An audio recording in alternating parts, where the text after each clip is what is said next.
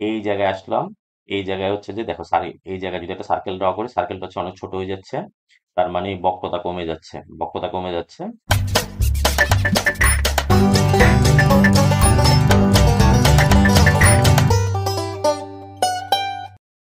Everyone, this is Abrar, welcome back to Sciencepedia. আমরা আমাদের চ্যানেলে নতুন একটা টপিক শুরু করব, অনার্স সেকেন্ড ইয়ার ক্যালকুলাস 2। এই টপিকসে আমরা শুরুতে চ্যাপ্টার 2 তে ডিসকাস করতেছি। Chapter 1 real valued function, vector valued function নিয়ে আমরা পরে ডিসকাস করব।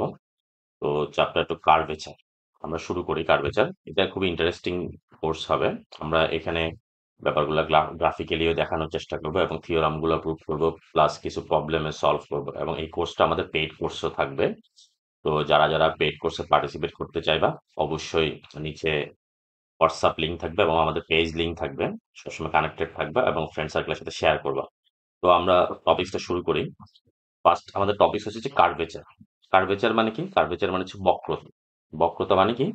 যে বেঁকে যাওয়া, মানে কি যে এটা অ্যাডজেক্টিভ একটা জিনিসের, একটা কার্ভের যে বেঁকে যাওয়ার, বেঁকে যাইতে পারে, এভাবে এভাবে বেঁকে যাবে। তো কার্ভেচার বোঝার আগে আমরা আগে কার্ভ বুঝতে হবে। What is curve? What is curve? If any variable point, any variable point moves one point to another point, মানে একটা পয়েন্ট আর একটা পয়েন্টের দিকে যাওয়ার সময় with the change of direction, ডিরেকশনটা কি হয়ে যায়? চেঞ্জ হয়ে যায়। Then the locus, locus means হচ্ছে যে সঞ্চারপথ। সঞ্চারপথ মিনি যে কণাটা সঞ্চারণশীল, মানে চলমান একটা বিন্দু, বাংলায় বললে চলমান বিন্দু বলতে পারি। তবে সঞ্চারপথ হইতে হলে তাকে কিছু ক্যারেক্টারিস্টিক মানতে হবে, মানে যে বৈশিষ্ট্যগুলো মেনে, যে পথটা কিছু বৈশিষ্ট্য মেনে চলে, একটা নির্দিষ্ট বৈশিষ্ট্য মেনে চলে, যে পথের প্রত্যেকটা বিন্দু কিছু নির্দিষ্ট বৈশিষ্ট্য মেনে চলে, তাকে লুকাস বলে বা সঞ্চারপথ বলে। Of the point is called curve and the direction of the variable point is the direction of the tangent at that direction। মানে ডিরেকশনটা কেমনে মেজার করবো? ডিরেকশন মেজার করবো যেই পয়েন্টে আমরা ডিরেকশনটা মাপতে যাব, সেই পয়েন্টের ট্যানজেন্ট। তাহলে প্রথমে আমরা আসি, কার্ভ কি? What is curve? তাহলে কার্ভ মানে হচ্ছে যে একটা পয়েন্ট আর একটা পয়েন্টের দিকে মুভ হওয়ার সময় তার যে ডিরেকশনটা চেঞ্জ হয়ে যাচ্ছে, এটা হচ্ছে ট্যানজেন্ট। মানে আমি যদি এই পয়েন্ট, এই পয়েন্ট, এই পয়েন্ট, এইভাবে প্রত্যেকটা পয়েন্টটা যাওয়ার সময় একটু একটু করে বেঁকে যাচ্ছে, তাহলে এই পয়েন্টের ডিরেকশনটা কি ছিল? এই পয়েন্টের ডিরেকশন ছিল, মনে করে এই পয়েন্ট ডিরেকশন ছিল এই দিকে, ঠিক পরের পয়েন্টে ডিরেকশন হয়ে গেছে, একটু করে চেঞ্জ হয়ে গেছে। এর পরের পয়েন্টে ডিরেকশন আরেকটু চেঞ্জ হয়ে গেছে। এর পরের পয়েন্টে আরেকটু চেঞ্জ হয়ে গেছে। এর পরের পয়েন্টে আরেকটু চেঞ্জ হয়ে গেছে। এর পরের পয়েন্টে আরেকটু চেঞ্জ হয়ে গেছে। তাহলে এইভাবে প্রতি পয়েন্ট পর পর পর পর ডিরেকশনটা যদি চেঞ্জ হয়ে যায়, তাহলে সেটাকে আমরা কার্ভ বলবো। আর কার্ভের ডিরেকশনটা আমরা কিভাবে মেজার করবো? যেই পয়েন্টে তার ট্যানজেন্ট ড্র করব, ট্যানজেন্ট ড্র করলে সেই ট্যানজেন্টটাই হচ্ছে যে ওই পয়েন্টে তার ডিরেকশনটা মিন করবে, যে এই পয়েন্টের ডিরেকশন কোন দিকে? এই বরাবর ছিল। এই পয়েন্টের ডিরেকশন কোন দিকে ছিল? এই বরাবর ছিল। এই পয়েন্টের ডিরেকশন কোন দিকে ছিল? এই বরাবর ছিল। মানে ওই বরাবর ট্যানজেন্ট ড্র করলে সেটা আমরা ডিরেকশনটা পাবো। আশা করি এই কনসেপ্টটা ক্লিয়ার হয়েছে। আর লুকাস মানে হচ্ছে যে, মনে করো সার্কেল, সার্কেল হচ্ছে যে একটা লুকাস, মানে একটা সঞ্চারণশীল, মনে করো পি একটা বিন্দু, পি বিন্দু, পি এক্স ওয়াই। এখন সে দেখা যায় যে কি মূল বিন্দু থেকে ডিস্টেন্স হচ্ছে যে, মনে করো 2 রেডিয়াস, তার ব্যাসার্ধ হচ্ছে 2। তাহলে এই এমন বিন্দু, যে বিন্দুগুলো সবসময় মূল বিন্দু থেকে 2 দূরত্বে আছে। কত 2 দূরত্বে আছে? মানে তার ব্যাসার্ধ হচ্ছে 2। এখানকার প্রত্যেকটা বিন্দু, এখানকার প্রতিটা বিন্দু মূল বিন্দু থেকে কত দূরত্বে আছে? ডিস্টেন্স হচ্ছে 2। তাহলে এই বিন্দুগুলো একটা নির্দিষ্ট বৈশিষ্ট্য মেনে চলতেছে, সেটা হচ্ছে কি সবার বৈশিষ্ট্য ক্যারেক্টারিস্টিক সেম, মানে তারা সবাই মূল বিন্দু থেকে 2 পয়েন্ট ডিস্টেন্সে আছে, মানে 2 ডিস্টেন্সে আছে। তাহলে এটাই হচ্ছে একটা লুকাস পয়েন্ট, মানে যারা একটা নির্দিষ্ট দূরত্ব মেনে চলে, নির্দিষ্ট একটা বৈশিষ্ট্য মেনে চলে, যে পথটাকে একটা সূত্রের মাধ্যমে এক্সপ্রেস করতে পারবা, একটা ইকুয়েশনের মাধ্যমে এক্সপ্রেস করতে পারবা। সার্কেলও একটা কিন্তু লুকাস। সার্কেলে হচ্ছে একটা কার্ভ রেখা, তবে কার্ভ রেখাটা যে সে হচ্ছে ইউনিফর্ম কার্ভ। ইউনিফর্ম কার্ভ মানে যে সবসময়, আমরা এখন বক্রতার ডেফিনেশনে আসবো, বক্রতার ডেফিনেশন আসলে জিনিসটা একটু ক্লিয়ার হয়ে যাবে। আসলে আমরা এবার বক্রতার ডেফিনেশন কি? Curvature, the rate of change, the rate of change of a direction, ডিরেকশনের রেট অফ চেঞ্জ হবে, মানে ডিরেকশনটা চেঞ্জ হবে এভরি টাইম। ডিরেকশনটা কি হবে? এভরি টাইম ডিরেকশনটা চেঞ্জ হবে অফ দ্য কার্ভ, কার্ভের ডিরেকশনটা চেঞ্জ হবে অ্যাট এনি পয়েন্ট, যে কোনো একটা পয়েন্টে। তাহলে কার্ভেচারের মাথায় রাখতে হবে, কার্ভেচার বের করতে হলে অবশ্যই একটা নির্দিষ্ট ফিক্সড পয়েন্টের জন্য, তার পয়েন্টের জন্যই কিন্তু কার্ভেচার বের হবে। At any point with respect to arc. Arc মানে হচ্ছে যে বক্ররেখাটা, বৃত্তচাপ, যে চাপ আছে, কার্ভের যে রেখাটা আছে সেটাই হচ্ছে arc, is called the curvature. এটা গসে খুব বেটার অবদান ছিল এই কার্ভেচার, এবং এই কার্ভেচারের কারণেই আমরা আসলে আমাদের রিয়েল ওয়ার্ল্ড কিরকম সেটা বের করতে পারি, এবং ওটা অনেকগুলো সাইন্টিফিক। তো আমরা আর ইজ কল্ড কার্ভেচার, তাহলে আমরা জিনিসটা বুঝি যে একটা বক্ররেখা, the rate of change of direction, তার মানে the rate of change of direction of the curve, মানে কার্ভের ডিরেকশনটা কি হয়ে যাবে, চেঞ্জ হয়ে যাবে অ্যাট এনি পয়েন্ট। তাহলে এটা মাথায় রাখতে হবে। With respect to arc is called curvature. তাহলে আমরা একটা গ্রাফ ড্র করি।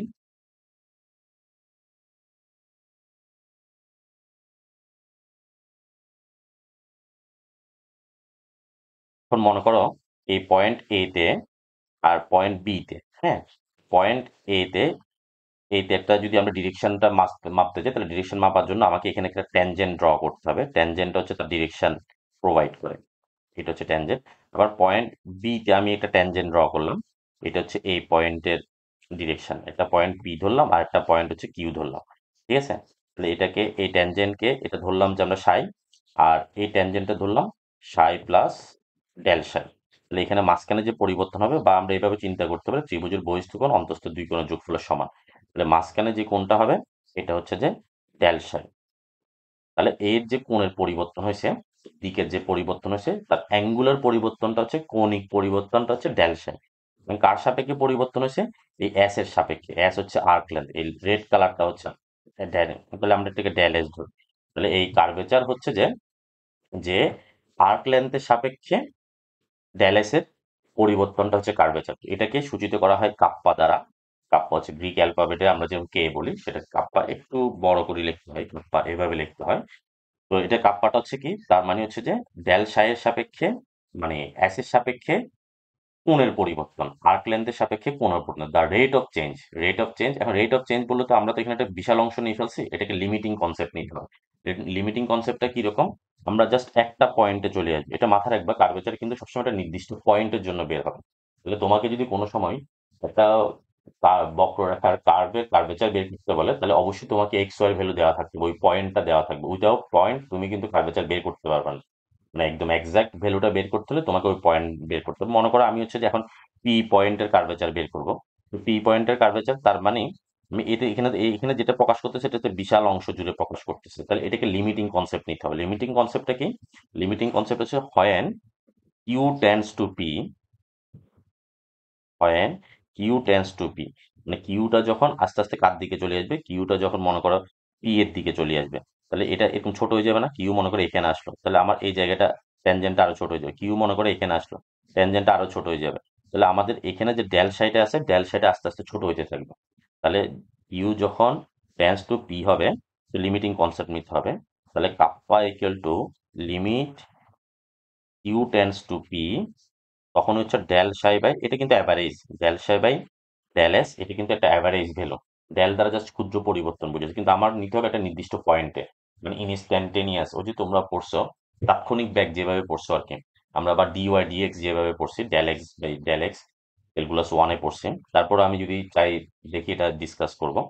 তো কিউ টেন্স টু যখন পি হবে, তখন মূলত আসলে কি ঘটনা ঘটবে, তখন আসলে আমার ডেল সাই টেন্স টু কি হয়ে যাবে, del Sai tends to zero হয়ে যাবে, del psi by del S. তো এটাই তো হচ্ছে আমার ডিফারেন্সিয়েশনের মেইন কনসেপ্ট, যে অ্যাভারেজ ভ্যালোসিটি, এটা যদি আমি ভ্যালোসিটি চিন্তা করি, তাহলে অ্যাভারেজ ভ্যালোসিটিটা ক্ষণিক ভ্যালোসিটিতে পরিণত হয়ে যাবে। That means D psi DS.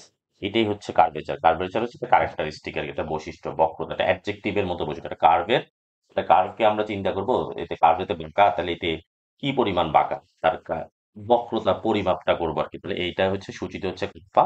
তাহলে কাপ্পা ইকুয়াল টু ডেল সাই, এটার ভ্যালু বের করে নেবা, del psi by del S. এটাই হচ্ছে আমার বক্রতার ফর্মুলা। এখন আসো বক্রতার ব্যাসার্ধ। বক্রতার ব্যাসার্ধটা কি, আমরা যদি চিন্তা করি, মানে ব্যাসার্ধ বলতেই বুঝবো যে একটা সার্কেল। ব্যাসার্ধ বলতে এটা কি ছিল, সার্কেল ছিল। মনে করো এটা একটা কার্ভ রেখা,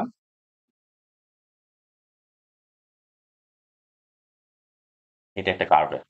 এখন আমি মনে করো জাস্ট এই জায়গায় বক্রতা যদি মাপতে চাই, তাহলে প্রত্যেকটা একটা ক্ষুদ্র অংশের মধ্যে তুমি একটা করে কি ড্র করতে পারো, সার্কেল ড্র করতে পারবা। বা এখানে যদি বক্রতা বেড়ে গেছে না, এটাকে যদি আমি আগ ধরে, এখানে সার্কেলটা একটু বড় হয়ে যাবে, এখানে সার্কেলটা আর একটু বড় হয়ে যাবে, এখানে একটা উল্টা সার্কেল হয়ে যাবে, ঠিক আছে। এখানে আবার সার্কেলটা এত বড় হয়ে যাবে, আবার এটাকে চিন্তা করলে এখানে সার্কেলটা বড় হয়ে যাবে। তাহলে প্রতি ক্ষুদ্র অংশের মধ্যে বা এখানে এতটুকু অংশের মধ্যে এই যে সার্কেল ড্র করা যাবে, সেই সার্কেলের যে সেন্টার থাকবে সেটা হচ্ছে বক্রতার কেন্দ্র, আর এই যে রেডিয়াস থাকবে এটা হচ্ছে বক্রতার ব্যাসার্ধ। আবার যদি আমরা এই সার্কেলের কথা চিন্তা করি তাহলে এটা হচ্ছে বক্রতার ব্যাসার্ধ। এখানে চিন্তা করলে এটা হচ্ছে বক্রতার ব্যাসার্ধ, এখানে চিন্তা করলে এটা হচ্ছে বক্রতার ব্যাসার্ধ, এখানে চিন্তা করলে এটা হচ্ছে বক্রতার ব্যাসার্ধ। মানে কার্ভ যদি বড় হয়ে যায় তাহলে দেখো এখানে কার্ভের বক্রতা বাক্সে কম। এই জায়গাটা দেখো, এই জায়গাটা হচ্ছে যে বাক্সে কম, এই জন্য বক্রতাটা কম ছিল, এই জন্য সার্কেলটা কিন্তু অনেক বড় হয়ে গেছে। সার্কেলটা বড় হয়ে গেছে, বক্রতার ব্যাসার্ধ হচ্ছে এতটুকু। ঠিক আছে। আবার এখানে এখানে হচ্ছে বক্রতা বেড়ে গেছে, বক্রতা বেড়ে গেছে, সার্কেলটা ছোট হয়ে গেছে, তাহলে বক্রতা কমে গেলে সার্কেল বড় হয়ে যাবে। আর যদি আমি বলি যে তাহলে স্ট্রেট লাইন বা স্ট্রেট লাইনের বক্রতা কত, স্ট্রেট লাইনের বক্রতা হচ্ছে 0। তাহলে স্ট্রেট লাইন দিয়ে তুমি কোনো সার্কেলই ড্র করতে পারবে না। তাই স্ট্রেট লাইন এটার বক্রতা হচ্ছে 0। আমি ব্যাপারটা বুঝাতে পারছি। তাহলে মেইন কনসেপ্ট আমি আরেকটু বলি, আমার কাছে মনে হয় না আসলে ইন্টারাকশন হয় না, তো এটা আসলে লাইভ ক্লাস হলে জিনিসটা একটু সুন্দর হইতো। তাহলে আমি ওয়ান বাই ওয়ান ইয়েস নোর মাধ্যমে জিজ্ঞেস করতে পারতাম। তো এরকম পড়ায় আসলে মজা নেই, আমি ক্লাসে পড়াই অভ্যস্ত।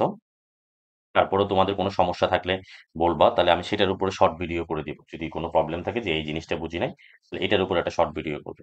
মানে আমি আবার বলি, মনে করি এখানে কার্ভেচার বেশি, এখানে কার্ভেচার হচ্ছে কমে গেছে, আবার এইখানে কার্ভেচার বেশি। হ্যাঁ, একটা কার্ভ হচ্ছে এরকম।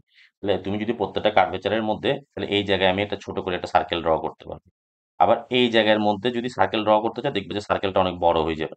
আবার এই জায়গার মধ্যে সার্কেলটা আরো বড় হয়ে যাবে, আর অনেক বড় হবে, এটা আসলে এত বিশাল হয়ে যাবে। আর এই অংশের মধ্যে সার্কেল ড্র করলে এটা এতটুকু হয়ে যাবে। তাহলে ব্যাপারটা হচ্ছে কি, তোমার বক্রতা যত কম হবে সার্কেলটা অনেক বড় হয়ে যাবে। আবার বক্রতা যদি কি হয়ে যায়, সার্কেল বড় হয়ে গেলে এখানে বক্রতা কম, সার্কেল বড় হয়ে গেলে এই যে সার্কেলের যে ব্যাসার্ধ আছে সেটা হচ্ছে রেডিয়াস অফ কার্ভেচার, সেটাই হচ্ছে এই অংশের জন্য রেডিয়াস অফ কার্ভেচার। আবার এই অংশের জন্য, তাহলে এখানে আমরা কি বুঝলাম, এখানে আমরা একটা খুব জিনিস বুঝলাম যে সার্কেল যদি বড় হয়ে যায়, মানে বক্রতা যদি কমে যায়, সার্কেলটা অনেক বড় হবে, রেডিয়াস অনেক বেড়ে যাবে। তাহলে বক্রতা কমলে রেডিয়াস বাড়ে, আবার বক্রতা বাড়লে রেডিয়াস কমে, দ্যাট ইজ ইনভার্স প্রপোর্শনাল। মানে একটার আর একটার বিপরীত হবে। এটা আমরা একটা অ্যানিমেশন দিয়ে দেখি, এটা হচ্ছে ভালো ওয়ে। ধরো আমি একটু পজ করি। এখানে আমাদের এই নীল লাইনটা যেটা হচ্ছে, এটা হচ্ছে আমাদের কার্ভ রেখা। এই যে নীল নীল কার্ভটা আছে, এটা হচ্ছে আমাদের কার্ভ রেখা। তো এটা হচ্ছে যে আমার বক্রতা মেইন করবে। এখন দেখো আমরা এই জিনিসটাকে চেঞ্জ করি। যে মনে করো আমি এই জায়গায় নিয়ে আসলাম, তো কার্ভটা সার্কেলটা অনেক বড় হয়ে গেছে, রেডিয়াস অফ ভেক্টর অনেক উপরে উঠে গেছে। এই জায়গায় আসলাম, এই জায়গায় হচ্ছে যে দেখো এই জায়গায় যদি একটা সার্কেল ড্র করি, সার্কেলটা হচ্ছে অনেক ছোট হয়ে যাচ্ছে, তার মানে বক্রতা কমে যাচ্ছে, বক্রতা কমে যাচ্ছে। ঠিক আছে। এই যে সার্কেল ছোট হচ্ছে, তার বক্রতার ব্যাসার্ধ কমে যাচ্ছে। আর এটা কেমনে, এই বরাবর হচ্ছে যে তার ট্যানজেন্ট হচ্ছে ডিরেকশন, আর এই বরাবর হচ্ছে তার নর্মাল। মানে অপোজিট রেডিয়াস বরাবর যে ডিরেকশনটা থাকবে সেটা হচ্ছে যে নর্মাল ভেক্টর, আর এই বরাবর হচ্ছে ট্যানজেন্ট। আমরা দেখো এই জায়গায় নিয়ে আসি, সার্কেলটা আবার কার্ভেচার কমে যাচ্ছে, সার্কেলটা বড় হয়ে যাচ্ছে। ঠিক আছে, এই রেডিয়াস অফ কার্ভেচার কিন্তু বাড়তেছে। আবার এই জায়গায় নিয়ে আসবো, দেখো রেডিয়াস অফ কার্ভেচার কি হচ্ছে, কমতেছে। আশা করি কনসেপ্টটা ক্লিয়ার হয়েছে। কার্ভেচার এবং radius of curvature, curvature and radius of curvature, এটা আসলে খুবই মজা। আমার আমার দেখা যায় যে এটা সারাদিন এটা নিয়ে এভাবে খেলতে ইচ্ছা করে। ম্যাথমেটিক্স আসলে খুবই মজার, যদি এটাকে কি করা যায়, ভিজুয়ালাইজ করা যায়। জাস্ট শুধু লাইন বাই লাইন পড়ে পড়ে, লাইন বাই লাইন পড়ে পড়ে হচ্ছে যে ম্যাথমেটিক্স শেখা যায় না। ম্যাথমেটিক্স ওইভাবে শিখে পাশ করা যায়, ভালো মার্কসও তুলে ফেলা যায় মুখস্থ করে, কিন্তু ওই ম্যাথমেটিক্স দিয়ে অ্যাজ এ ম্যাথমেটিক্স লার্নার হিসেবে যে মজাটা পাওয়া যায়, যে শান্তি স্যাটিসফ্যাকশনটা পাওয়া যায়, সেটা কিন্তু আসে না। তো আশা করি আমাদের চ্যানেলের সাথে থাকবা। যদি ভালো লাগে অবশ্যই সাবস্ক্রাইব, লাইক এবং ফ্রেন্ড সার্কেলে শেয়ার করবা। অনেক কষ্ট হয়েছে দেখাইতে। এখন আসো আমরা পড়বো রেডিয়াস অফ কার্ভেচার। তো এটা আমি একটু লেখা বেশি সেজন্য পজ করে আগে লিখে রাখছি। তো রেডিয়াস অফ কার্ভেচারকে আমরা আগে ডেফিনেশনটা পড়ি। ডেফিনেশনটা হচ্ছে কি, যে let p and let p and q be two neighboring point on the curve and n be the point of the intersection of normal to the curve p and q. If n tends to definite position of c as q tends to p, and c is the center of curvature at p and the length cp is called radius of curvature at p and denoted by rho. তো এটা আমরা এখন পড়ি, আমরা একটা figure দিয়ে পড়ার চেষ্টা করি। মনে করো তোমার একটা কার্ভ আছে, একটা কার্ভ হচ্ছে যে এরকম, হ্যাঁ? তো এখন এই কার্ভের মধ্যে, এর কার্ভ তো বক্র কার্ভ, তো কার্ভের মধ্যে আমরা কেমনে করব, আমরা করব যে একটা মনে করো পি একটা পয়েন্ট, একটা পয়েন্ট পি, আর একটা পয়েন্ট হচ্ছে কিউ, একটা পয়েন্ট নেইবারিং পয়েন্ট মানে কাছাকাছি, যদিও এটা আসলে খুবই নিয়ারেস্ট হবে, কিন্তু আমরা ফিগারটা ভিজুয়ালাইজ করার জন্য একটু বড় করে আঁকছি। তো এখানের মধ্যে তাহলে একটা ট্যানজেন্ট থাকবে, আচ্ছা x axis y axis draw করি। তো এখানে একটা ট্যানজেন্ট থাকবে, ট্যানজেন্টটা হচ্ছে যে এই ট্যানজেন্ট, আর একটা ট্যানজেন্ট হচ্ছে এই ট্যানজেন্ট, কিউ পয়েন্টের একটা ট্যানজেন্ট। তো আমরা এটার অ্যাঙ্গেল মাপবো কেমনে? অ্যাঙ্গেল মাপবো হচ্ছে যে পি পয়েন্টে এবং কিউ পয়েন্টের মধ্যে যদি একটা নর্মাল ড্র করো, মনে করো এটা হচ্ছে নর্মাল, এটার মধ্যে একটা নর্মাল ড্র করলা, ফিগারটা সুন্দর হয় না, আমি ফিগারটা আবার আঁকি, ফিগারটা একটু বড় করে আঁকি। তো আমরা একটা এক্স এক্সিস নিলাম, একটা হচ্ছে যে আমাদের এক্স এক্সিস, আরেকটা হচ্ছে আমাদের y axis. This is x, এটা হচ্ছে উল্টা বলছি আমি। তো আমরা একটা কার্ভ আনি, কার্ভ হচ্ছে যে এটা হচ্ছে আমাদের কার্ভ। এখানে দুইটা পয়েন্ট নিলাম আমরা, একটা পয়েন্ট হচ্ছে পি পয়েন্ট, একটা পয়েন্ট হচ্ছে কিউ, দুইটা নেভারিং পয়েন্ট। এখন এই নেভারিং পয়েন্টের মধ্যে তাহলে আমরা একটা ট্যানজেন্ট ড্র করব, পি পয়েন্টের জন্য একটা ট্যানজেন্ট, আবার কিউ পয়েন্টের জন্য একটা ট্যানজেন্ট। তো ট্যানজেন্ট দুইটা, এটা যদি সাই হয়, এটা হচ্ছে সাই প্লাস ডেল সাই, সাইয়ের এখন কাজ দরকার নেই আমাদের, তারপর লিখলাম আগের মতো, এটাও তাহলে সাই হবে, ডেল সাই হবে। ওকে, এখন আমরা এই দুইটার মধ্যে যদি নর্মাল ড্র করি, এটা নর্মাল, এটার পারপেন্ডিকুলার, ট্যানজেন্টের উপরে পারপেন্ডিকুলার, আর একটা হচ্ছে যে এটার পারপেন্ডিকুলার, এই পয়েন্টের উপর perpendicular.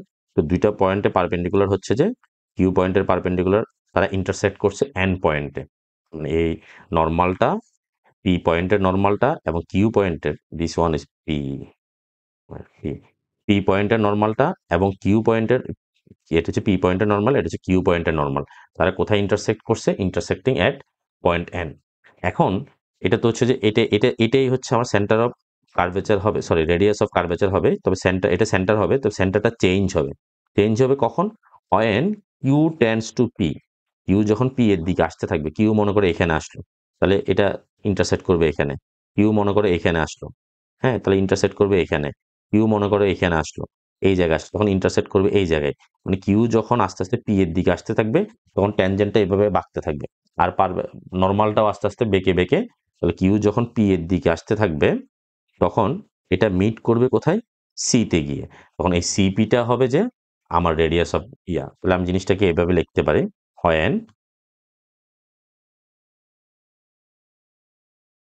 when Q tends to P, ঠিক আছে? তাহলে n টেন্ডস টু সি হয়ে যাবে, আর সিপিটা হচ্ছে আমার তখন radius of curvature, CP is the radius of, আর নাহলে একটু ভিডিওটা আবার পজ করে দেখবা, রেডিয়াস অফ কার্ভেচার। আশা করি ব্যাপারটা বুঝতে পারছো, ভালো লাগবে, আর ভালো লাগলে অবশ্যই চ্যানেলটা সাবস্ক্রাইব করো। আর এখানে তাহলে আমরা এখান থেকে যে দুইটা ফর্মুলা পাইছি, আমি একটু আবার রিভিউ করি, সরি ভুলে গেছি।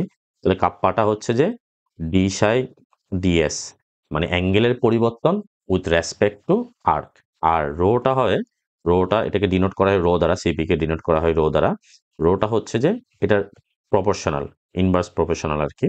ইনভার্স প্রপোর্শনাল হলে বিপরীত হয়ে যাবে, তাহলে ডিএস ডি সাই, এই দুইটা ফর্মুলা আমাদের পরবর্তী ভিডিওতে লাগবে। তো আমরা পরবর্তী থিওরাম পড়তে গেলে তখন প্রয়োজন হবে। তো আশা করি এতটুকু বুঝতে পারছো, এরপরে যদি কোনো কমেন্টস থাকে জানাবা। আর এই ক্যালকুলাস 2টা আমাদের পেইড কোর্স চালু হবে খুব শীঘ্রই, যারা করতে চাও দ্রুত যোগাযোগ করবা। এনইউএইচ এ মোটামুটি আসছে, এবং এই থিওরামটা আসলে না জানলেও নয়, যে না আসলেও পড়তে হবে, এটা সবকিছু যে পরীক্ষা আসবে ব্যাপারটা তা না, কিছু জিনিস হচ্ছে যে আমাদেরকে বেসিক বোঝার জন্য পড়তে হবে। ওকে, তো আমরা একটা থিওরাম পড়বো, এটা হচ্ছে যে to find radius of curvature, find radius of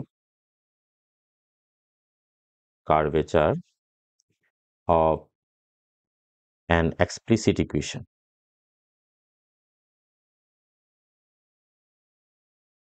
আচ্ছা, তো এটা হচ্ছে যে এনইউএইচ আমার আসছে যে অনেকগুলো, আমার বইটা নতুন মনে আরো অনেকবার আসছে, এনইউএইচ 97, 11, 13, এরপরে নন মেজরের জন্য আসছে, অনেকগুলা ইয়েতে আসছে। তো আমরা এটা প্রুভ করব। ফার্স্টে এটা প্রুভ করার আগে আমাদের একটা জিনিস বুঝতে হবে, যেটা হচ্ছে যে এক্সপ্লিসিট ইকুয়েশনটা কি, হোয়াট ইজ এক্সপ্লিসিট।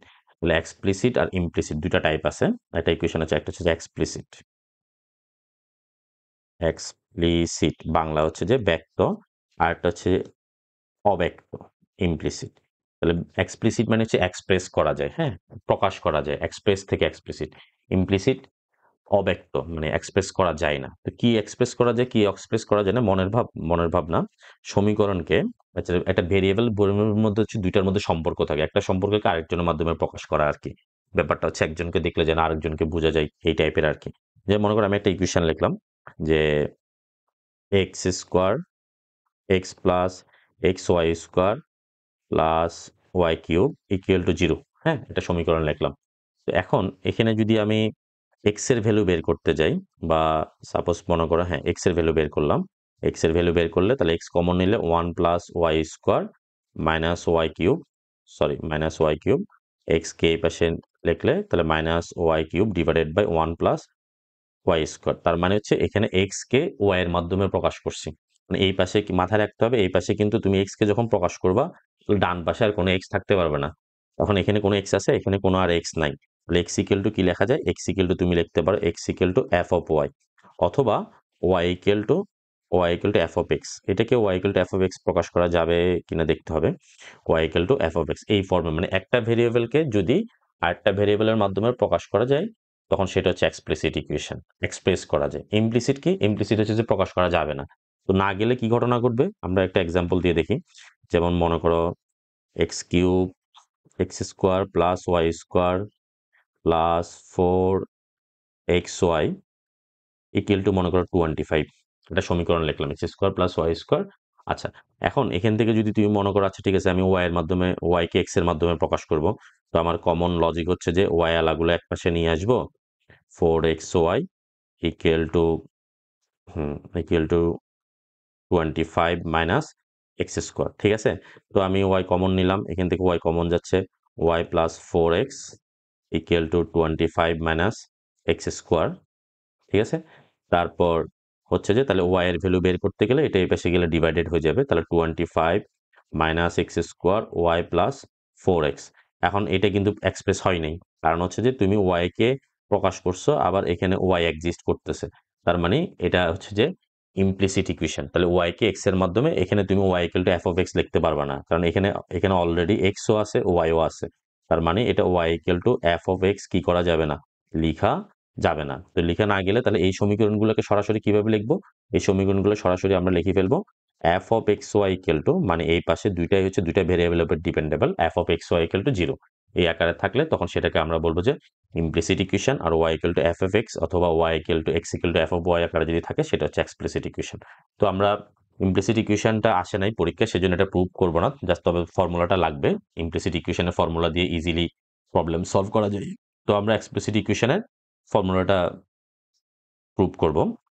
তো এই ফর্মুলা প্রুভ করার আগে আমাদের যে জিনিসটা জানতে হবে, শুরুতে হচ্ছে যে আমি একটু বলে রাখি, আমাদের কাপ্পা হচ্ছে কি, হোয়াট ইজ কাপ্পা। কাপ্পা হচ্ছে যে কার্ভেচার।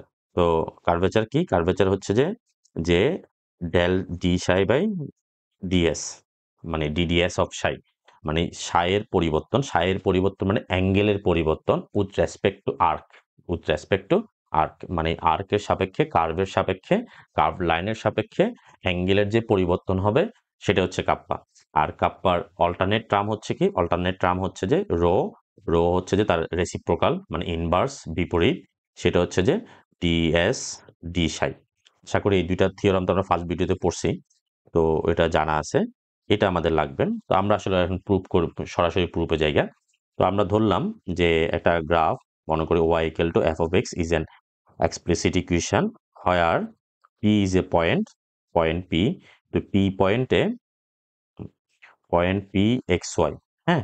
তো পি পয়েন্টে আমার কি করতে হবে, পি পয়েন্টের সাপেক্ষে আমার radius of, sorry, curvature find out করতে হবে উইথ রেসপেক্ট টু পি। এখন পিটা একটা অ্যাঙ্গেল প্রডিউস করছে, ট্যানজেন্ট মানে হচ্ছে সাই, মানে ট্যানজেন্টটা হচ্ছে যে যে স্পর্শক টানলাম সেটা এক্স অ্যাক্সিসের সাথে সাই অ্যাঙ্গেল প্রডিউস করছে। ঠিক আছে, তো আমরা ধরে নিলাম let y equal to F of x makes let the tangent of y equal to f of x. আচ্ছা, let the tangent of y equal to f of x makes psi angle বা angle psi angle with positive x axis at point p pxy। তাহলে pxy পয়েন্টে আমার কি বের করতে হবে? Radius of curvature বের করতে হবে, কার্ভেচারের রেডিয়াস বের করতে হবে। তো ঠিক আছে, রেডিয়াস অফ কার্ভেচার এখন আমরা বের করি। ওকে, আচ্ছা, তো আমাদের এমনি ট্যানজেন্টের ফর্মুলা ওয়াইজ কি জানি আমরা? হচ্ছে ট্যানজেন্ট মানে হচ্ছে যে ঢাল, মানে হচ্ছে যে ডিওয়াই ডিএক্স মানে হচ্ছে ঢাল, মানে এই এম দিয়ে 9-10 যেটা পড়ছো ডিওয়াই ডিএক্সটা হচ্ছে যে ঢাল। তো ঢাল মানে হচ্ছে ট্যান থিটা, কোনো সরলরেখা এক্স অক্ষের ধনাত্মক দিকের সাথে যে কোণ উৎপন্ন করে তার ট্যানজেন্টের মানকে ঢাল বলে। তাহলে যদি আমরা ওয়াই এর সাপেক্ষে এক্স এর পরিবর্তন ধরতে চাই, তাহলে here dy dx equal to tan psi. ঠিক আছে, তো আমরা তো ডিওয়াই ডিএক্স হচ্ছে ওয়াই কে এক্স এর সাপেক্ষে অন্তরীকরণ করলাম। এরপরে এটাকে আমি চাইলে ওয়াই ওয়ান দিয়ে লিখতে পারি, নোটেশন দিয়ে। তো ওয়াই ওয়ান লিখে রাখলাম সুবিধার জন্য আর কি, পরবর্তীতে আমাদের কাজে লাগবে। পাশে লিখতে পারো ওয়াই ওয়ান। এবার এটাকে আমরা এক্স এর সাপেক্ষে আবার respecting differentiating with respect to x. তো আবার ডিফারেন্সিয়েট করলে তাহলে d square y d x square. তো ট্যান সাইকে ডিফারেন্সিয়েট করলে কি হবে? সেক স্কোয়ার সাই। তো এটা যেহেতু এক্স না, আমি এক্স সাইকে এক্স এর সাপেক্ষে করলাম, তাহলে কি হবে? তাহলে আবার ডিফারেন্সিয়েট হবে ডি সাই ডি এক্স। এখন কাহিনী হচ্ছে যে আমার কার্ভেচারটা হচ্ছে যে কার্ভেচারের ফর্মুলা কি ছিল? আমার কার্ভেচারের ফর্মুলা ছিল ডি সাই equal two D psi DS. হ্যাঁ, আর রেডিয়াস অফ কার্ভেচার হচ্ছে ডিএস ডি সাই। তার মানে ব্যাপারটা হচ্ছে যে সাই এর সাপেক্ষে এস, এস এর সাপেক্ষে সাই। আর এখানে সাইটা হচ্ছে ফাংশন অফ এক্স, মানে এস এর সাপেক্ষেই সাইটা হচ্ছে যে কার ফাংশন? এস এর ফাংশন। মানে এস যাচ্ছে, অ্যাঙ্গেল চেঞ্জ হচ্ছে, এস যাচ্ছে, অ্যাঙ্গেল চেঞ্জ হচ্ছে। তাহলে আমরা যদি চেইন রুল অ্যাপ্লাই করতে যাই, তো চেইন রুল অ্যাপ্লাই করলে কি হবে? আর আমরা এত কিছু মনে না রাখতে পারলে যে বাবা আমার ফর্মুলার মধ্যে এস লাগবে, সেজন্য একটা ডিএস নিয়ে আসছে। sec square psi d psi ds into ds by dx. মানে এখানে একটা সাই দিলাম, এখানে একটা ডিএস দিলাম, সরি এখানে একটা ডিএস দিলাম, এখানে একটা ডিএস দিলাম। ক্যান্সেলেশন করলে আগেরটা, মূলত এটা হচ্ছে চেইন রুল থেকে আসছে আর কি, কারণ সাই is a function of S. আচ্ছা, এরপরে তো আমরা তো এটার ভ্যালু জানি। এটার ভ্যালু হচ্ছে যে আমাদের এটার ভ্যালু হচ্ছে যে কি? এটার ভ্যালু হচ্ছে যে ডি সাই ডিএস কাপ্পা। তো কাপ্পা মানে হচ্ছে আমরা ফর্মুলা বসাই, এটা ইকুয়াল টু হচ্ছে যে আমার কাপ্পা।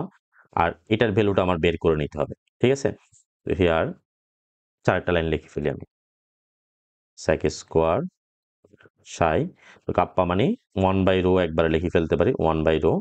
এখন আমার এটার ভ্যালু তো নাই, ডিএস এর ভ্যালু নাই। তো ডিএস মানে কি? ডিএস মানে হচ্ছে যে আর্ক থেকে একটা ক্ষুদ্র পরিমাণ। মানে আমি যদি একটা আর্ক চিন্তা করি, মনে করো আমি একটা একটা আর্ক চিন্তা করলাম, আর্কের মধ্যে এই পোর্শনটা হচ্ছে যে ডিএস, এতটুকু হচ্ছে ডিএস। ডিএস এত বড় না, আমি জাস্ট ভিজুয়ালাইজ করার জন্য ডিএসটা বড় আঁকছি। তো ডিএস মানে হচ্ছে তার মানে এক্স অ্যাক্সিস থেকে এতটুকু পরিমাণ হচ্ছে ডিএক্স, আর ওয়াই অ্যাক্সিস থেকে এতটুকু পরিমাণ হচ্ছে যে ডিওয়াই। এখন যদি আমরা পিথাগোরিয়ান ফর্মুলা অ্যাপ্লাই করি, তো পিথাগোরিয়ান ফর্মুলা কি হবে? ডিএস ইকুয়াল টু, আমরা এখানে লিখি ইয়ার, এটা একটা নাম্বার দিয়ে রাখো, ডিএস ডিএক্স এখন লিখি দেখি। Here d s equal to লিখতে পারি distance equal to ds square equal to dx square plus dy square. আমরা পিথাগোরিয়ান ফর্মুলা অ্যাপ্লাই করলাম। তো বোথ সাইডে ডিএক্স দ্বারা ভাগ করে দিলাম, ডিএক্স দ্বারা ভাগ করলে ডিএস বাই ডিএক্স। আমি অনেকগুলো জিনিস শর্ট করি, আমি মনে করি যে আসলে তোমরা এটা জানো, তো এই জন্য ভিডিও যাতে বড় না হয়, বেশি বড় হইলে দেখতে বিরক্তি লাগবে। So ds dx equal to square root 1 plus, তো ডিওয়াই ডিএক্স এর ভ্যালু জানি, ট্যান স্কোয়ার ট্যান সাই বসাই দিলাম। ট্যান সাই ইকুয়াল টু কি হবে? Tan square psi equal to হচ্ছে যে sec square psi, sec square psi মানে স্যাক সাই। তাহলে আমরা পাই গেলাম ডিএস ডিএক্স এর ভ্যালুটা আমরা স্যাক সাই পাই গেলাম। এখন এই ভ্যালুটা নিয়ে আমরা জাস্ট এখানে ইনপুট করে দিব। নাও অ্যাগেইন এই নোটটা দেওয়া থাকবে, আমাদের একটা টেলিগ্রাম গ্রুপ আছে, টেলিগ্রাম গ্রুপে দেওয়া থাকবে, আর এটা একটা পেইড কোর্সও চালু আছে। তো যারা ইন হইতে চাও, আমরা আমাদের পেজ এবং ইয়েতে আমরা একটা ফিক্সড টাইমে শুরু করব।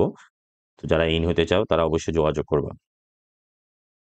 D square y dx square, এটাকে আমরা ওয়াই টু দিয়ে লিখতে পারি, পরবর্তীতে কাজ দিবে। তাহলে আমরা কি পাইছিলাম, সেক স্কোয়ার সাই ইন্টু 1/রো ইন্টু সেক সাই। আচ্ছা, তাহলে ওয়াই টু ইকুয়াল টু লিখে ফেলি, ওয়াই টু ইকুয়ালস টু, এটাকে কি লেখা যায়, সেক কিউব সাই ইন্টু 1/রো। আমার টার্গেট হচ্ছে রো এর ভ্যালু বের করতে হবে, তাহলে রোটাকে এ পাশে নিয়ে আসি, রো ইকুয়াল টু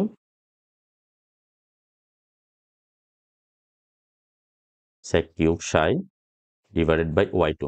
দেখো সেক কিউবের তো কোনো ভ্যালু নাই, আমরা আছে যে ট্যান এর ভ্যালু, আমরা এখানে সেকটাকে চেঞ্জ করতে হবে। সেকটাকে আমাদের প্রবলেমের মধ্যে দেওয়া আছে এগুলো ট্যান সাই, তাহলে সেক সাইটাকে আমি যে কোনোভাবে ট্যানে কনভার্ট করতে হবে। এখন ট্যানে যদি কনভার্ট করতে যাই, সেক কিউবের তো কোনো ফর্মুলা নাই, ট্যানে কনভার্ট করার একটা ফর্মুলা আছে, sec square theta minus tan square theta equal to 1। তাহলে আমরা স্কোয়ারের থিটাতে নিয়ে আসবো,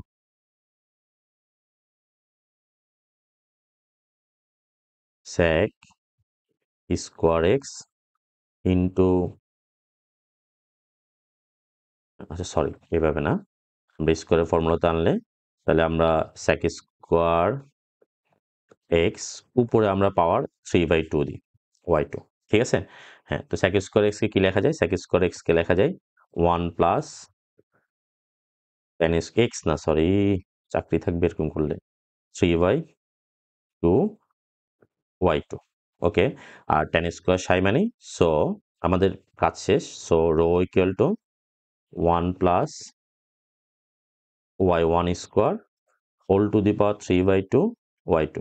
তো এখানে ওয়াই টু কি হইতে পারবে না, জিরো হইতে পারবে না, y two not equal to zero. কারণ হচ্ছে যে ওয়াই টু জিরো হলে এটা আনডিফাইন্ড হয়ে যায়, তাহলে মানে সেকেন্ড ডেরিভেটিভ জিরো হওয়া যাবেই না।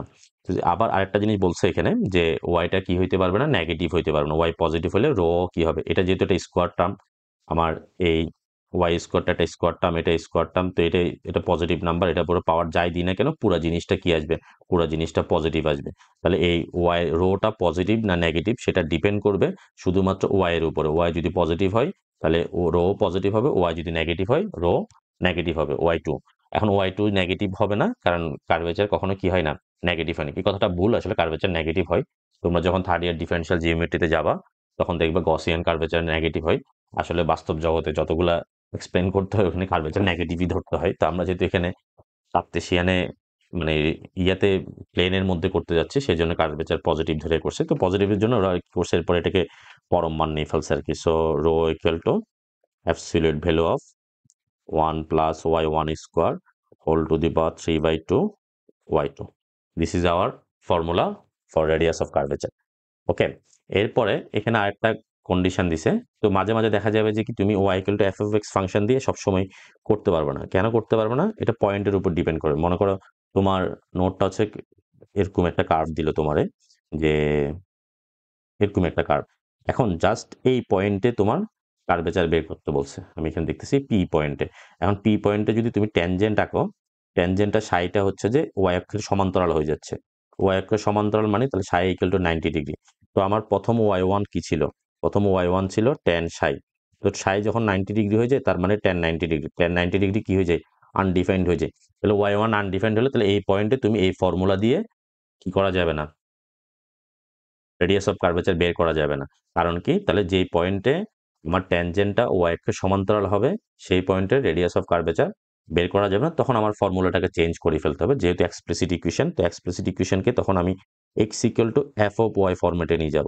X equal to F of Y ফর্মেটে নিয়ে গেলে তখন ফর্মুলাটা হবে শুধু ওয়াই এক্স এর জায়গায় ইয়া হবে আর কি, পরম মান দিতে পারো 1 plus x one. X one মানে হচ্ছে যে এক্স এর সাপেক্ষে ডিএক্স ডিওয়াই, ওয়াই সাপেক্ষে একবার অন্তরীকরণ x one square whole to the power 3/2 Y two, sorry y two না এক্স টু, এটা এক্স টু মানে হচ্ছে যে দুইবার d square x d y square, এটা মানে হচ্ছে এক্স টু আর এটা মানে হচ্ছে এক্স ওয়ান। আশা করি ব্যাপারটা বুঝতে পারছো, ভাল লাগবে। আমি নোটটা দিয়ে দিব, আমাদের গ্রুপও থাকবা। আমাদের আমাদের একটা টেলিগ্রাম গ্রুপ আছে, তারপর প্লাস হচ্ছে ফেসবুক মেসেঞ্জার গ্রুপ আছে, ফেসবুক গ্রুপ আছে। আর এই কোর্সটা পেইড কোর্স হয়, তো যারা অ্যাডমিশন নিতে চাও দ্রুত নিচে ডেসক্রিপশনে নাম্বার দেওয়া থাকবে, সেখানে কমিউনিকেট করবা। পার্ট 3, তো আমরা আজকে কার্ভেচারের সেন্টার বের করার ফর্মুলাটা ডিরাইভ করব, এবং এরপর আসলে মেইন জিনিস হচ্ছে যে এই থিওরামগুলো বোঝা, প্রবলেম সলভ করা এটা আহামরি কোনো ব্যাপার না, এটা line by line mathematical algebraic কাজ করছো, ইন্টারমিডিয়েটে যা পড়ছো ওই জিনিসগুলোকে শুধু এই পাশ থেকে এই পাশে নেওয়া, ওগুলো হচ্ছে পড়ার বিষয় না, পড়ার বিষয় হচ্ছে যে থিওরামগুলো হচ্ছে বোঝার বিষয়। কিন্তু আমরা আসলে ন্যাশনাল ইউনিভার্সিটি যে জায়গাটা মিস্টেক করি, আমরা থিওরামগুলোকে মেমোরাইজ করি, তারপর প্রবলেমগুলো পড়ি। প্রবলেমগুলো পড়ার কি আছে, প্রবলেমগুলো হচ্ছে যে নিজে প্র্যাকটিস করার বিষয়, ঠিক আছে, ওইটা পড়ার বিষয় না, মেইন জিনিস হচ্ছে থিওরামগুলো পড়ার বিষয়। তো আমরা আজকে সেন্টার বের করব, সেন্টার হচ্ছে কার সেন্টার বের করব, কার্ভেচারের সেন্টার, এই হারামজাদা সেন্টার বের করব। তো হারামজাদা সেন্টার বের করার জন্য আমি একটু আগের পড়াটা রিভিউ করি। আর যদি যারা ফার্স্ট ভিডিওটা দেখে আসো নাই, দয়া করে ফার্স্ট ভিডিওটা দেখবা, আমি উপরে দেখি অ্যাড অনে দিতে পারি কিনা। তো আমার সেন্টার ছিল কি, এই জিনিসটা মাথায় রাখতে হবে, সেন্টারটা হচ্ছে এরকম, যে আমি এই জায়গায় দুইটা পয়েন্ট, একটা পয়েন্ট পি ছিল আর একটা পয়েন্ট হচ্ছে কিউ ছিল, হ্যাঁ। তো পি আমি হচ্ছে এক্স এক্সিস ওয়াই এক্সিস আঁকি নাই না। তো পি পয়েন্টে হচ্ছে যে আমার একটা ট্যানজেন্ট ছিল, পি পয়েন্টে একটা ট্যানজেন্ট, কিউ পয়েন্টে একটা ট্যানজেন্ট, ঠিক আছে। এটার অ্যাঙ্গেল হচ্ছে যে সাই, এটার অ্যাঙ্গেল সাই প্লাস ডেল সাই, আছে দরকার নাই। তো আমরা এখন ইয়ার সেন্টার অফ ইয়ার সেন্টারটা কি হবে, আমার সেন্টারটা হবে এই ট্যানজেন্টের উপরে যে নর্মালটা হবে, এই ট্যানজেন্টের উপর নর্মালের ইন্টারসেক্টিং পয়েন্ট, পয়েন্ট হচ্ছে যে এখানে মনে করো সি, এটা ছিল এন। তো কিউ টেন্ডস টু যখন পি হবে, কিউ টেন্ডস টু যখন কিউটা আস্তে আস্তে কার দিকে আসবে, কিউটা আস্তে আস্তে যখন পি এর দিকে আসবে, এখানে আসলো কিউ, তাহলে সেন্টারটা এখানে যাবে, কিউ এখানে আসলো, তাহলে সেন্টারটা এখানে যাবে, কিউ এখানে আসলো, তখন সেন্টার সি তে হবে। তাহলে মোট কথা হচ্ছে সেন্টারটা থাকবে কোথার উপরে, সেন্টারটা থাকবে নর্মালের উপরে, এই জিনিসটা মাথায় রাখতে হবে। সেন্টার কোথায় থাকবে, নর্মালের উপর। নর্মাল কি, নর্মাল হচ্ছে ট্যানজেন্টের উপরে পারপেন্ডিকুলার যে লাইনটা থাকবে সেটাই হচ্ছে নর্মাল। ওকে, এরপরে এটা পড়ার আগে আমাদের একটু ইন্টারে 9-10 পড়া, মূলত 9-10 পড়াটা কনসেপ্ট করতে হবে।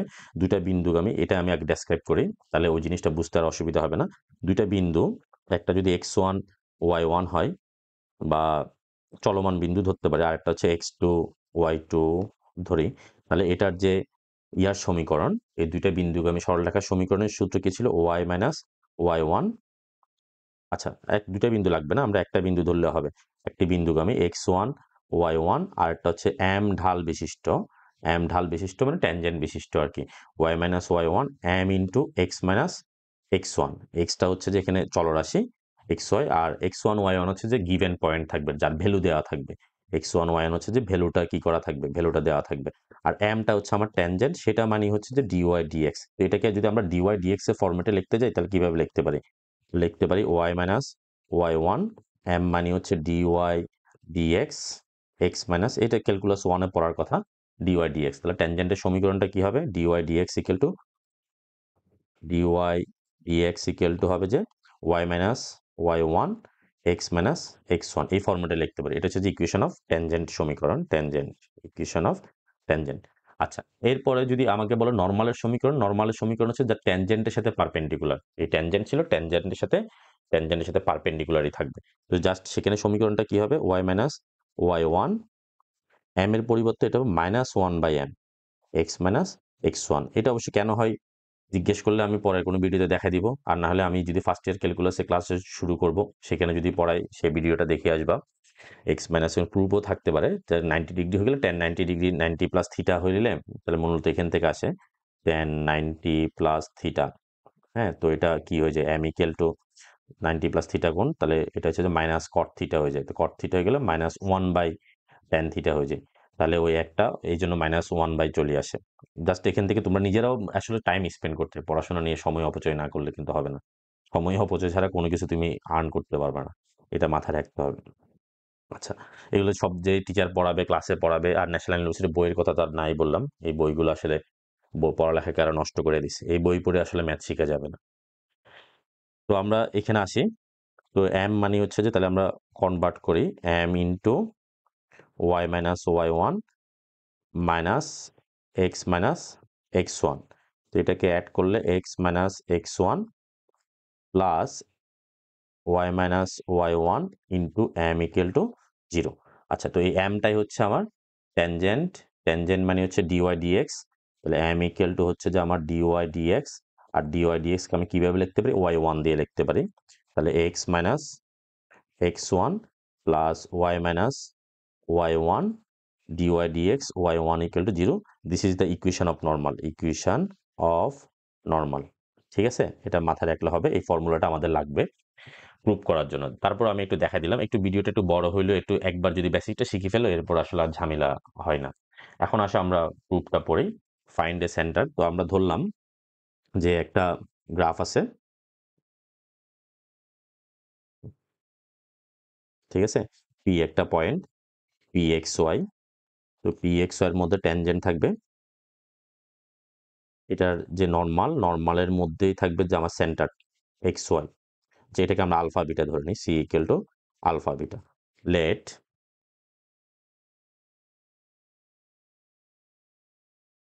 আমরা শুরু করি, let C alpha beta be the centre of curvature, be the centre of curvature. আমরা মূলত আলফা বিটার ভ্যালুটাই বের করতে হবে কার্ভেচার, ঠিক আছে। হ্যাঁ, তাহলে এই সি এটাই তো হচ্ছে রো, সেন্টার থেকে পি পয়েন্ট পর্যন্ত, সেন্টার থেকে আমার পি পয়েন্ট পর্যন্ত যে ডিস্টেন্সটা, এটাই হচ্ছে যে বক্রতার ব্যাসার্ধ, রেডিয়াস অফ কার্ভেচার। তাহলে সেটাকে আমরা কি দ্বারা লিখতে পারি, রো দ্বারা লিখতে পারি, ঠিক আছে। এতটুকু তো বুঝছো। আচ্ছা, হোয়ার, আচ্ছা, এটা alpha beta be the centre of curvature of, এখানে আরেকটা লাইন লিখি, of y equal to F of x graph at point P x y, মানে পি এক্স ওয়াই পয়েন্টের মধ্যে। তাহলে এটা মাথায় রাখতে হবে, সেন্টার অফ গ্র্যাভিটির নির্দিষ্ট পয়েন্ট হবে। এখানে পি এক্স ওয়াই হচ্ছে ভ্যালুগুলো কিন্তু দেওয়া থাকবে, এক্স ওয়াই কিন্তু এখানে এক্স ওয়ান ওয়াই ওয়ান দেয় নাই, এটার সাপেক্ষে আমাকে বের করতে হবে, এটা চলমান বিন্দু না, এক্স ওয়াই হচ্ছে যে ভ্যালু দেওয়া থাকতে হবে। আচ্ছা, তো আমরা এখন ডিস্টেন্সের ফর্মুলা যদি আনতে যাই, তাহলে এই ডিস্টেন্সটা হবে কি, ডিস্টেন্সের আলফা সি, তাহলে সিপি ইকুয়াল টু পিসি বা CP. Now now CP equal to হচ্ছে আমার রো, ঠিক আছে। তো সিপি মানে দুইটা পয়েন্টে, সি পয়েন্ট থেকে পি পয়েন্টের ডিস্টেন্স, তো ডিস্টেন্সের ফর্মুলা কি, x one minus x two whole square, y one minus, আমি পাশে লিখে দিই, root x one minus, honours শেষে এগুলো বলা লাগবে না, তারপরেও বলি কারো যদি সমস্যা হয়, y one minus y two whole square. তো আমরা একটা এক্স দিয়ে লিখি, তাহলে আমার ফর্মুলা হবে যে, একবার স্কোয়ার ওই পাশে নিয়ে লিখে আরেকটা লাইন লিখি, x minus alpha whole square plus y minus beta whole square, পয়েন্টটা হচ্ছে যে একটা এক্স ওয়াই আর একটা পয়েন্ট হচ্ছে alpha beta, equal to distance ব্যাসার্ধের সমান, রো এর সমান। রোটাকে ওই পাশে নিয়ে লিখি, x minus alpha whole square plus y minus beta whole square equal to হচ্ছে যে রো স্কোয়ার। এটা ইকুয়েশন নাম্বার 1 দিয়ে রাখি। ওকে, আমাদের মোটামুটি কাজ শেষ। এখন আমরা পি পয়েন্টে, এই পি পয়েন্টে আমরা নর্মালের ইকুয়েশন অ্যাপ্লাই করব উইথ রেসপেক্ট টু পি, এই পি এর সাপেক্ষে আমরা নর্মালের ইকুয়েশন বের করব।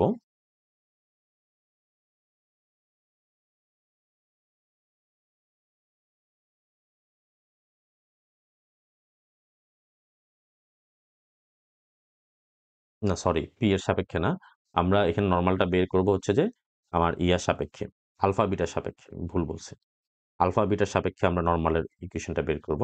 নর্মাল ইকুয়েশনটা কি হবে আমার, এক্স মাইনাস এক্স ওয়াই থাকবে আর কি, এক্স ওয়াই তো আননোন ভ্যালু, ভুল বলছে, now equation of normal, now equation of normal. তো নর্মাল ইকুয়েশন একটু আগে আমরা পড়ছি, এক্স মাইনাস আলফা স্কোয়ার, তো এটা ক্যাপিটাল এক্স মাইনাস আলফা হচ্ছে আমার x, x minus small x আর কি, sorry x minus x one plus y, এটা হচ্ছে চলকের ক্যাপিটাল, এই এক্সটা হচ্ছে চলক, হ্যাঁ, আর ওয়াইটা হচ্ছে, স্মল ওয়াইটা হচ্ছে যে ভ্যালু দেওয়া আছে, ইনটু ওয়াই ওয়ান মানে ঢাল, ইকুয়াল টু 0। এখন অবশ্যই সেটা আলফা বিটা দিয়ে যাবে না, এই ইকুয়েশনটা অবশ্যই কোন বিন্দু দিয়ে যাবে, ইকুয়েশন এভাবে লিখলে জিনিসটা সুন্দর হয়, এই ইকুয়েশন 2 দিয়ে আমরা, ইকুয়েশন 2 পাসিং থ্রো, বইতে লেখে নাই, equation 2 passing through alpha beta, কারণ হচ্ছে যে আলফা বিটাটা অবশ্যই নর্মালের মধ্যে এক্সিস্ট করবে, তো আলফা বিটা, তো আলফা বিটা দ্বারা তাহলে স্যাটিসফাইড হবে, তাহলে ভেরিয়েবলের পরিবর্তে আলফা বসাবো, তাহলে alpha minus x plus beta minus y into y one equal to 0। এখান থেকে আমি যে কোনো একটা ভ্যালু বের করে নিই, alpha minus x equal to minus beta minus y into y one, এটা ইকুয়েশন 3 দিন। এখন এই 3 এর ভ্যালুটা আমরা 1-এ বসাই দিব, 1 কই আমার? এই যে এই ভ্যালুটা নিয়ে আমরা এই জায়গায় বসাবো। ঠিক আছে? তো এই জায়গায় তো alpha minus x, minus common নিলে আমার কোনো সমস্যা নাই। আমরা মাইনাস কমন নিয়ে ভ্যালু বসায় দিতে পারি।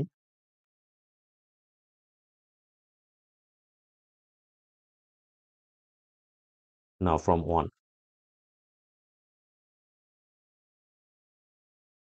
1 কি ছিল? X minus alpha whole square plus y minus beta whole square equal to rho square. আমরা রোর ভ্যালু পরে বসাবো। তো এখানে চাইলে আমি এটাকে স্কোয়ার বানাই ফেলতে পারি। স্কোয়ার বানাইলে আলফা মাইনাস এক্স লিখতে পারি। বা এটা মাইনাস কমন নিলে এটা আলফা মাইনাস এক্স হয়েছে, না লিখলেও হয় এগুলা।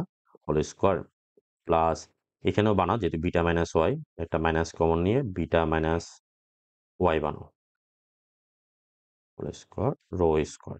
ঠিক আছে? আচ্ছা, তো এখন এটা ভ্যালু বসাই দিলে কি হয়? মাইনাস বসালে প্লাস হয়ে যাবে, তাহলে আলটিমেটলি থাকবে beta minus y whole square y one square beta minus y square equal to rho square. তো বিটা মাইনাস ওয়াই স্কোয়ার আমি কমন নিতে পারি। Beta minus y square whole square common নিলে থাকতেছে 1 প্লাস ওয়াই ওয়ান স্কোয়ার। আমরা এবার রোর ভ্যালুটা বসাই দিই, আর আমি যাদের অনেকক্ষণ বসায় রাখছি। তাহলে আমার রোর ভ্যালুটা কি ছিল? রোর ভ্যালু ছিল, ফর্মুলা ছিল 1 plus Y one square whole to the power 3/2, তার উপর আবার স্কোয়ার আছে ডিভাইডেড বাই ওয়াই টু, তার উপর একটা স্কোয়ার আছে। ঠিক আছে? আশা করি তো বোঝা যাচ্ছে, এগুলো জাস্ট ভ্যালু বসাইলাম। এখন আরেকটা লাইন করি, beta minus y whole square plus 1 plus Y one square, আর এখানে স্কোয়ার আর ব্যানিশ হয়ে গেল, তাহলে থাকলো কত? 1 plus Y one square whole to the power cube y two square. ঠিক আছে? তাহলে এখানে এই একটা একটা আমরা যদি ক্যান্সেল করে দিই, তাহলে আর দুইটা থাকবে আর কি। সো বিটা, ও সরি, মার্কার চেঞ্জ করি আমি। So beta minus y whole square equal to কি থাকতেছে? 1 plus Y one square whole square divided by y two square. উভয় পক্ষে বর্গমূল করে ফেলি, তাহলে বিটা ইকুয়াল টু কি থাকবে? বর্গমূল করলে স্কোয়ার ব্যানিশ হয়ে যাবে। Y plus 1 plus Y one square divided by y two. This is our বিটার একটা কোঅর্ডিনেট পাই গেলাম আমরা, ওয়াই বিটার স্থানাঙ্ক পাই গেলাম। এবার বিটার মানটা নিয়ে আমরা কোথায় বসে দিব? এখানে যে কোনো একটাতে বসে দিব, নাম্বার 3 তে বসে দিই, তাহলে তো কাজ হয়ে গেল। বিটার মান নিই নাম্বার 3, ফ্রম 3,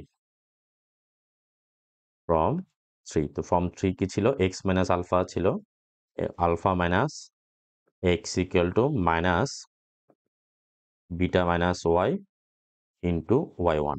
তো বিটা মাইনাস ওয়াই এর মান এখান থেকেও বসাই দিতে পারো, এই জায়গা থেকে বসা দিলে একবার আর ক্যালকুলেশন করা লাগবে না। এখান থেকে বসা দিব, এখান থেকে এটা স্কোয়ার যাবে আর কি, শুধু শর্টকাটে বসে দিলাম আর কি। তাহলে আমার থাকলো কই? মাইনাস বিটার মান হচ্ছে 1 plus Y one square by y two square into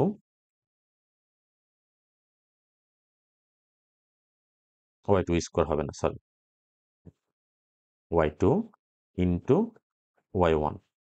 ঠিক আছে? তারপর আমরা এখন আলফার মান বের করব। So alpha equal to x plus, এটা মাইনাস হয়ে গেল, minus 1 plus Y one square into y one divided by y two. আমি আনসারটা হয়েছে কিনা দেখি, একটু চেক করে নিই।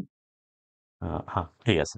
তাহলে আমরা এই দুইটাই হচ্ছে যে আলফা বিটার স্থানাঙ্ক। সো আমরা সেন্টার অফ ইয়ার ভ্যালু কি? আলফা বিটা ইকুয়াল টু, এরপরে আমরা বসে দিলাম, কাজ শেষ।